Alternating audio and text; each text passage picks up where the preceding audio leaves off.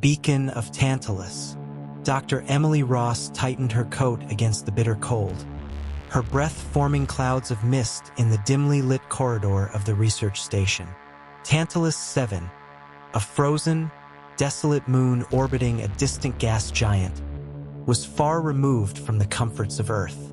The station, buried beneath miles of ice, was a marvel of human engineering, a solitary outpost in an unforgiving landscape.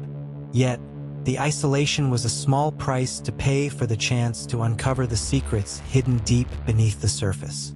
Emily, a seasoned scientist with a reputation for pushing the boundaries of exploration, led a small team of researchers. Their mission was singular: to study a mysterious artifact buried within the moon's core. The artifact, discovered by deep space probes years earlier, emitted an unusual magnetic field, unlike anything seen before. It was this anomaly that had drawn Emily and her team to this remote corner of the galaxy. The atmosphere inside the station was tense, the eerie silence of the outside world seeping into the minds of those within. As the team prepared to delve deeper into the ice, a sense of unease began to settle, hinting at the horrors yet to come. The deeper Dr. Emily Ross and her team dug into the ice, the more unsettling the atmosphere within the station became. Equipment that had been meticulously maintained started to malfunction in inexplicable ways. The drilling machinery would suddenly halt, only to restart on its own moments later. Communication systems that had been flawless now crackled with static, voices from Earth warping into distorted, unintelligible sounds. The lights flickered erratically, casting long, wavering shadows that seemed to dance on their own. Then came the hallucinations. At first, they were fleeting, a glimpse of a figure at the edge of one's vision, or the faint sound of footsteps echoing down an empty corridor. But as the days wore on, the visions grew more vivid, more disturbing. Team members reported seeing ghostly apparitions, shadowy forms that seemed to materialize out of the cold air. Some heard whispers calling their names, voices that sounded eerily familiar yet impossibly distant. Others experienced vivid visions of events that had never happened, strange scenes from a past they couldn't recognize, or glimpses of a future filled with terror. The once rational and scientific environment of the station began to feel hostile, almost alien. The isolation of Tantalus 7, which had initially been a welcome escape from the noise of civilization, now pressed down on the team with unbearable weight. Communication with Earth became increasingly unreliable, messages arriving distorted or not at all, as if something were interfering with the signals. Paranoia set in. Minor disagreements over routine tasks escalated into fierce arguments, with accusations of sabotage and betrayal flying between team members. Dr. Ross, once a beacon of calm and leadership, found herself struggling to maintain control. The team's trust in one another eroded as suspicion festered. Emily herself was not immune. She began to feel the artifact's influence, a creeping sense of dread that gnawed at her resolve. As the line between reality and hallucination blurred, the true nature of the artifact seemed to loom closer, threatening to unravel everything they knew. Samuel Novak had always prided himself on his ability to solve problems, but as the equipment failures and hallucinations became more intense, he knew something was fundamentally wrong. His instincts as an engineer told him that the artifact was the key. Late one night, while the others were asleep, he ventured deeper into the icy tunnels alone, driven by a nagging feeling that there was more to the artifact than anyone had realized. It didn't take long for Samuel to confirm his suspicions. Using a makeshift scanner, he detected a low-frequency signal emanating from the artifact, barely perceptible at first but unmistakable. As he moved closer, the signal grew stronger, resonating with the moon's magnetic field in an eerie, almost deliberate manner. It was no mere relic. It was a functioning device. But what was it for? Delving into the data, Samuel uncovered something even more disturbing. Ancient inscriptions, barely visible beneath the ice, hinted at the artifact's true purpose. They were written in a language unlike anything he had seen, yet somehow he understood them. The artifact was a beacon, designed not to communicate with them, but to summon something. Something vast, something from beyond the stars. It wasn't from their world or even their universe.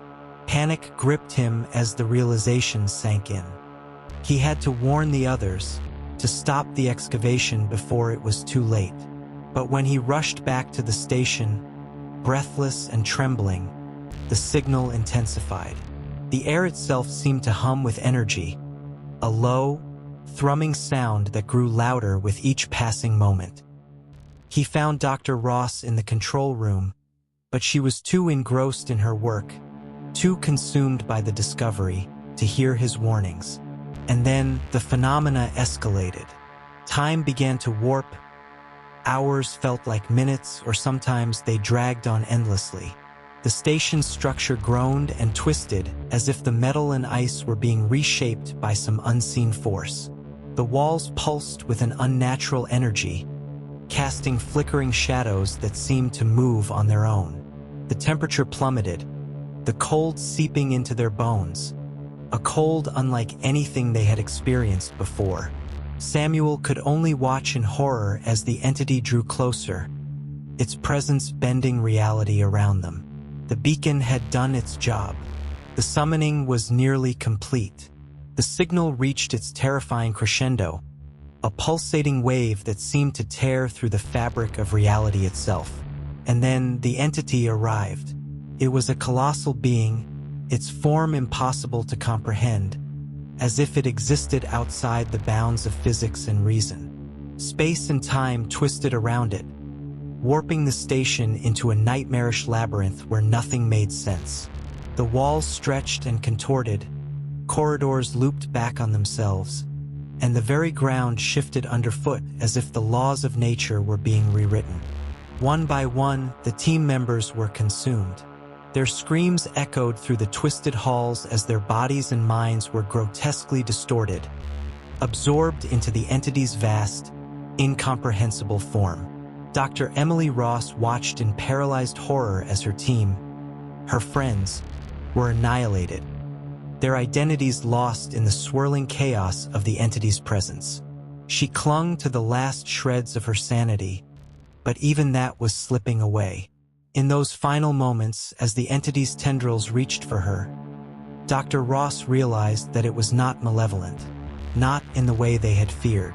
It was simply beyond them, an ancient force of nature, indifferent to their existence. As she was consumed, a strange sense of awe mixed with terror washed over her. Her last thought was a fleeting understanding of the universe's vastness and its utter indifference to humanity. The entity then retracted back into the void, leaving Tantalus 7 a desolate husk.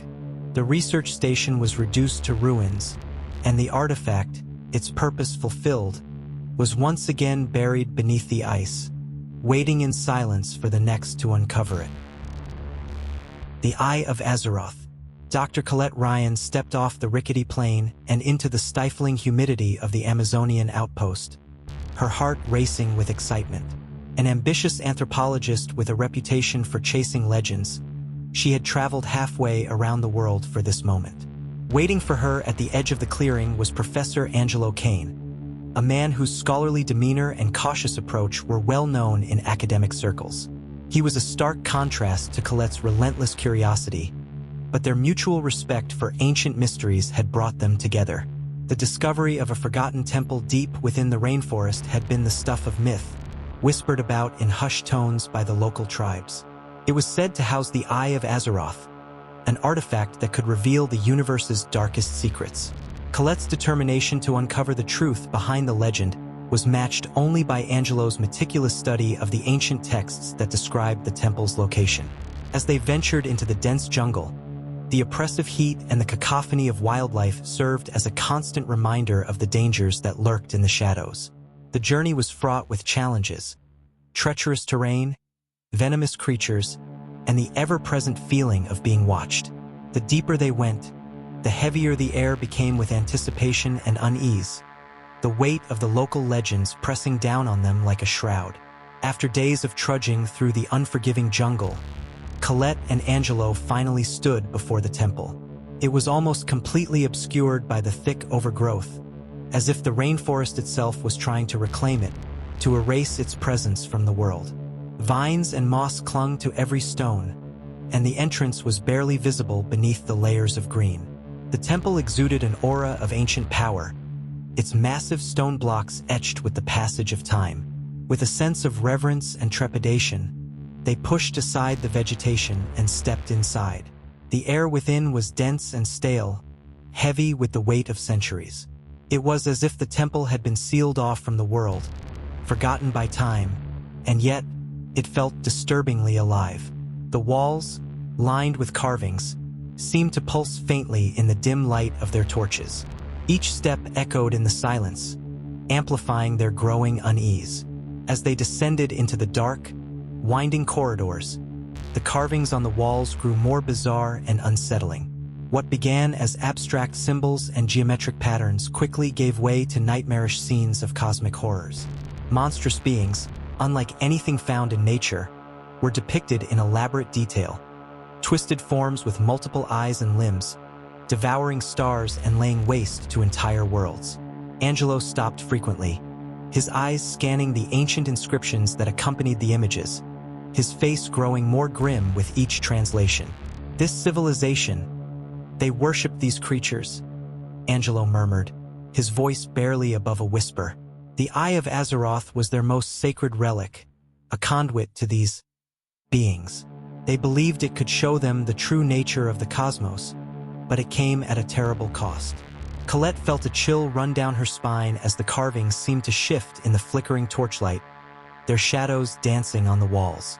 The deeper they ventured, the more oppressive the atmosphere became. The air grew colder, and the sense of something ancient and malevolent watching them intensified.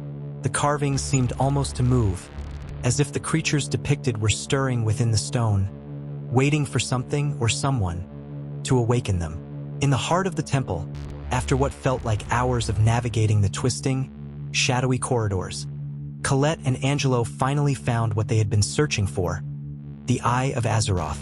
It was larger than they had imagined, a pulsating orb that hovered ominously above an intricately carved pedestal. The eye seemed to radiate a dark, otherworldly energy, casting an eerie glow that bathed the chamber in a sickly, unnatural light. The walls around them were covered in more of the disturbing carvings, all converging toward this central object, as if the entire temple had been built to worship and protect it. Angelo's hands trembled as he examined the inscriptions near the pedestal, his brow furrowed in deep concentration. The symbols were unlike anything he had ever seen, but their meaning became terrifyingly clear as he translated them. The eye. It's not just an artifact, he whispered, his voice barely audible over the faint, thrumming sound that seemed to emanate from the orb. It's a gateway, a portal to a realm of chaos and madness beyond our comprehension. The beings depicted in the carvings, they're not just gods or demons. They're entities from another reality, one that our minds can't even begin to grasp. Colette, however, was barely listening. Her eyes were fixed on the eye, its pulsating rhythm drawing her in, compelling her to come closer. She felt a strange connection to it, a deep, inexplicable need to understand its secrets. Angelo's warnings grew more frantic as he realized she was slipping from his reach. Colette, no, don't look into it. We don't know what it will do to you. But it was too late. Colette stepped forward, her gaze locked onto the orb.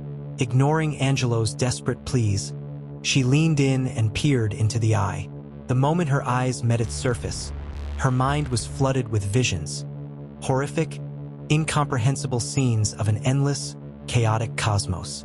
She saw swirling voids filled with malevolent beings, their forms twisting and shifting in ways that defied logic and reason. The universe, as she had known it, dissolved into a nightmare of infinite terror and darkness. The visions were overwhelming, battering her sanity with images of a reality where chaos reigned supreme, where the very fabric of existence was a plaything for ancient, malevolent forces. Colette's mind began to fracture under the weight of the knowledge, unable to process the sheer scale of the horrors she was witnessing. As the last fragments of her sanity slipped away, she realized with dawning horror that there was no turning back. She had glimpsed the true nature of the universe, and it had consumed her. Colette's mind shattered under the weight of the visions, her thoughts fracturing like glass. She collapsed to the temple floor, her eyes wide and vacant, mumbling incoherently about the horrors she had witnessed. Angelo rushed to her side, but the temple around them began to tremble violently, as if the very act of gazing into the eye had triggered its self-destruction. The walls groaned and cracked, ancient stones splintering as the ground beneath them shook with increasing intensity. Desperately, Angelo tried to pull Colette to her feet, but she was unresponsive, lost in a maddening spiral of terror. The structure around them crumbled, debris raining down as the temple's ancient supports gave way. As they stumbled through the collapsing corridors, Angelo's growing dread turned to outright terror. The world around them was warping. Reality itself seemed to be unraveling, the jungle outside distorting into a twisted, nightmarish landscape. In the distance, monstrous, otherworldly shapes began to materialize, seeping into their reality from the nightmare realm beyond the eye. The boundaries between their world and the chaotic dimension of the Eye of Azeroth were dissolving, merging into a horrific new reality. Angelo fled into the jungle, Colette's broken mind left behind, knowing with a sinking dread that there was no escape. As he ran, the world around him continued to warp and twist, the laws of nature bending and breaking as the malevolent beings seeped further into their world. The terrifying truth settled in his mind. The world they knew was being consumed, and in mere moments, overtaken by the chaos of the Eye of Azeroth. The Abyssal Call. The Nautilus floated silently above the Mariana Trench, a sleek, state-of-the-art deep-sea research vessel designed for the most extreme environments on Earth. At the helm stood Captain Elias Greaves, a man of few words but with years of experience navigating the treacherous waters of the world's oceans. His calm demeanor belied the tension simmering beneath the surface as the crew prepared for their descent into the unknown. This mission was unlike any other, driven by a mysterious signal emanating from the deepest part of the ocean, a signal no one could explain. Dr. Willa Tanner, the vessel's scientific lead, was a stark contrast to the stoic captain.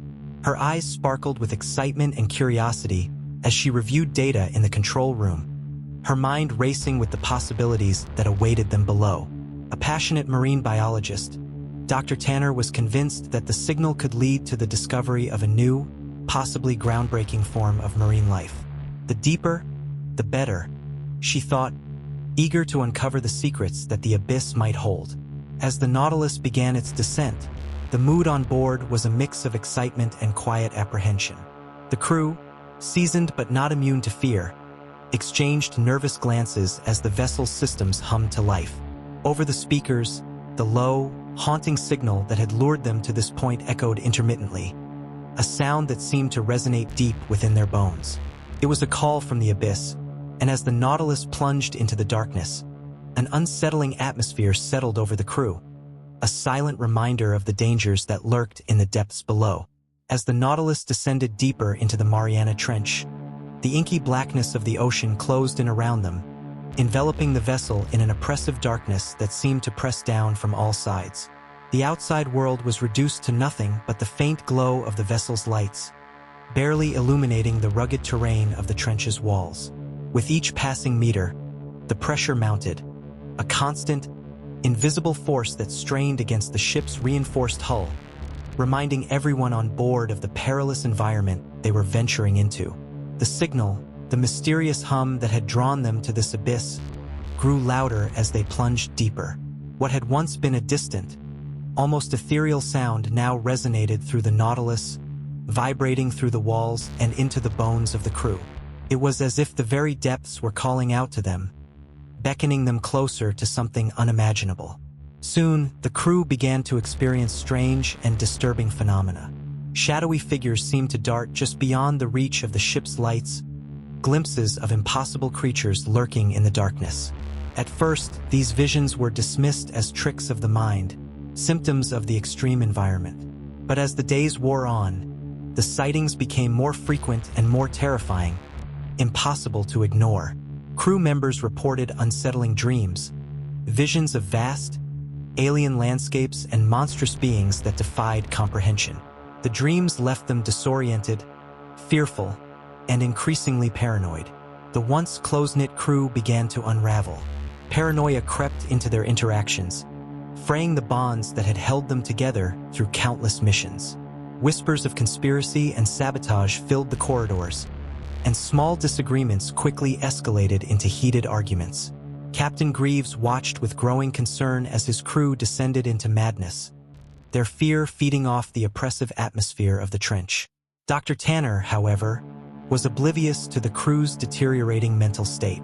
Her obsession with the signal had grown into a near-manic fixation.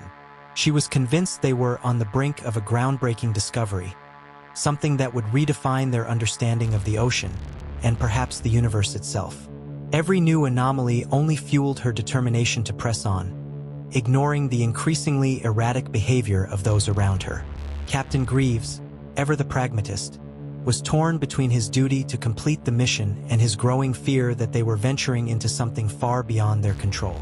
The deeper they went, the more he felt they were not just exploring the trench, but intruding into a place where humans were never meant to tread. The signal, once a beacon of potential discovery, now felt like a warning, a call to something ancient and unknowable that lay waiting in the darkness below. The Nautilus reached the depths where the signal originated, and the crew stared in awe and terror at the sight that greeted them. Illuminated by the vessel's powerful lights was an enormous, ancient structure resting on the ocean floor. It was cyclopean in scale, with towering walls that seemed to rise endlessly into the dark water above. The stone, unlike anything found on Earth, was etched with alien symbols and carvings that defied earthly logic, twisting and warping in ways that made the mind reel. The eerie hum, the signal that had lured them to this remote corner of the world, now pulsed through the water with a tangible intensity. The sound vibrated through the hull of the ship, seeping into the bones of the crew, into their very minds. It was no longer just a sound. It was a presence, ancient and malevolent, as if the ocean itself was alive and breathing around them. Dr. Willa Tanner, her obsession with the signal driving her every action, was the first to realize what they had found. She carefully studied the symbols, her excitement mingling with a growing sense of dread. The carvings, once abstract, began to take shape in her mind, revealing the horrifying truth. The structure was a temple, built by a civilization that was not of Earth. This alien society had constructed the temple to worship, or perhaps imprison, a vast, slumbering being buried deep beneath the ocean floor. Her breath caught in her throat as she deciphered more of the symbols, each revelation more terrifying than the last. The being the temple was dedicated to was a creature of unimaginable power, its existence beyond human comprehension. The ancient builders had revered it as a god, but the symbols hinted at something darker, a fear, a warning. The being was not just a deity. It was a force of chaos, something that should never be disturbed. As the crew ventured further into the structure, their visions intensified. Shadowy figures and monstrous forms seemed to writhe within the walls themselves, the very stone pulsing with life. The eerie hum grew louder, more insistent, and now, beneath it, they could hear something else. A voice, ancient and terrible, whispering in their minds. The voice spoke in a language they couldn't understand but somehow felt deep in their souls. A message of despair and doom. The crew began to realize, with mounting horror, that their presence had stirred the slumbering being. The whispers grew louder, more insistent, filling their minds with alien thoughts and terrible images. Dr. Tanner's excitement turned to fear as she understood the full implications of their discovery.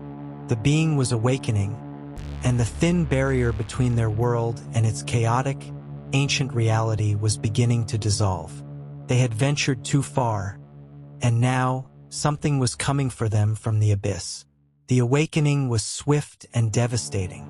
The ancient being, roused from its eons-long slumber, unleashed its unfathomable consciousness upon the crew of the Nautilus.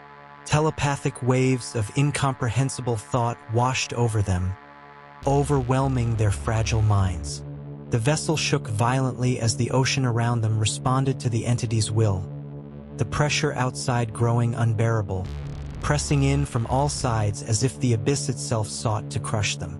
Captain Greaves, fighting against the rising tide of madness, tried desperately to pilot the Nautilus away from the nightmare that had consumed them. But it was too late.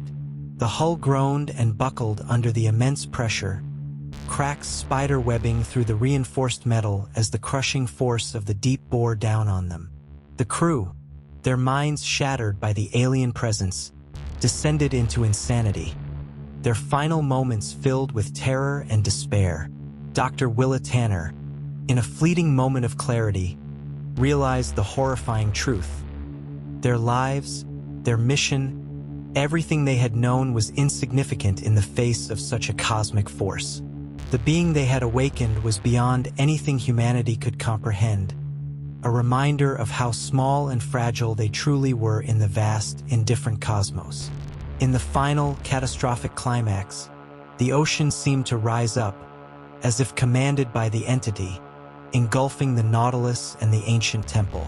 The vessel was crushed in an instant, its crew lost to the abyss, their screams silenced by the crushing depths. As the last remnants of the ship were swallowed by the darkness, the trench returned to its eternal silence, the ancient being once again buried beneath the ocean floor, waiting patiently for the next to disturb its restless slumber.